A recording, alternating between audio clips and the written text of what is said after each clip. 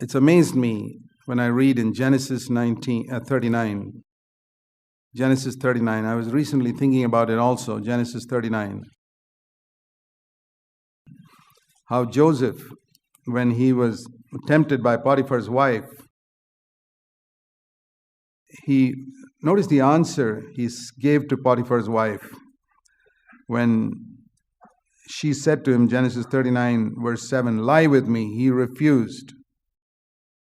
And he said in the last part of verse 9, how can I do this great evil and sin against God? Imagine a 19-year-old young man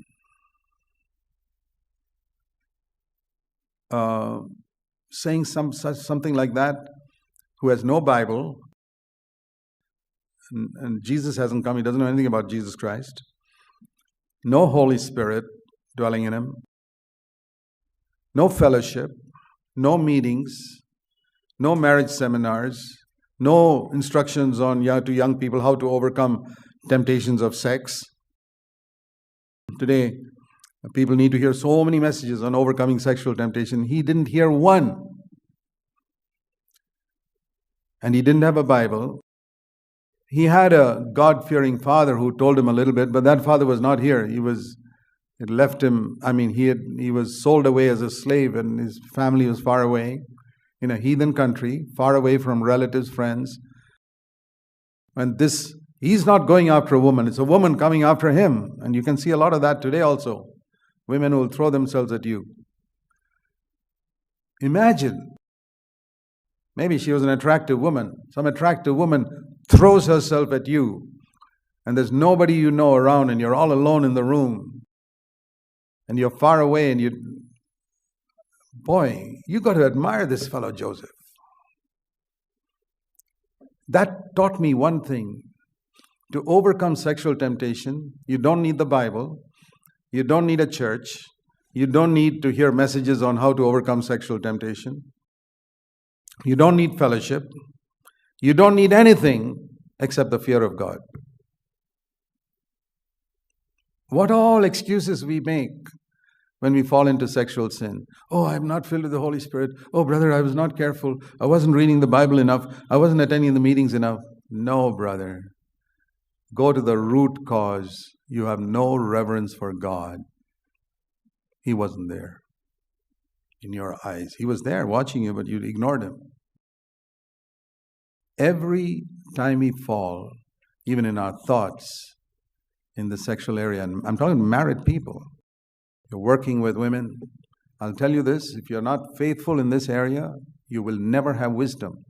You say, what's the connection between my talking flirtatiously and never touching a woman at my office, but just talking flirtatiously and having problems at home? You don't have fear of God there, and the fear of God is the beginning of wisdom.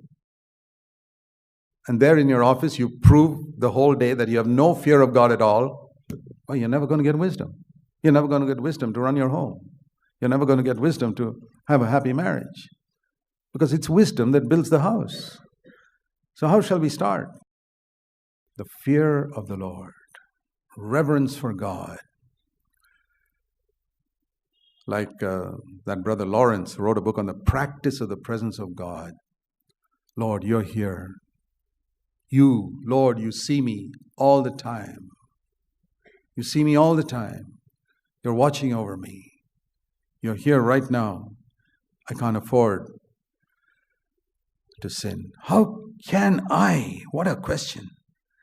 How can I commit this sin against God? Do you read some of these Old Testament people and find them put you to shame? Have you ever said such words in any situation in your life? Have you said these words of Joseph's? How can I commit this sin against God? Can you think of any situation where you were all alone and you could have easily sinned, maybe sexual area or any other area, and the only thing that held you back from sinning was, how can I sin against God? I will not lose my testimony, I will not lose anything, but how can I sin against God? And here, he had a lot to gain. He could have pleased his master's wife and got promotions and all types of things. He's willing to lose all that. Imagine just the fear of God. So there's one thing that Jacob taught Joseph, to fear God, and that's the thing that helped him. That's a great thing that we need to teach our children. Like it says in Psalm 34. By the way, this is a psalm written by David before he became king. It says that in the top, when he feigned madness. That means before he was 30 years old. Here's a 28-year-old young unmarried man, David. He wrote it when he was maybe 28, definitely less than 30. Psalm 34, verse 11. Come, you children, listen to me. I will teach you the fear of the Lord. Who is the man who desires long life, that he may say good days? Keep your tongue from evil. Verse 14. Seek peace and pursue it, because the eyes of the Lord are toward the righteous. Come, you children, verse 11. I will teach you the fear of the Lord.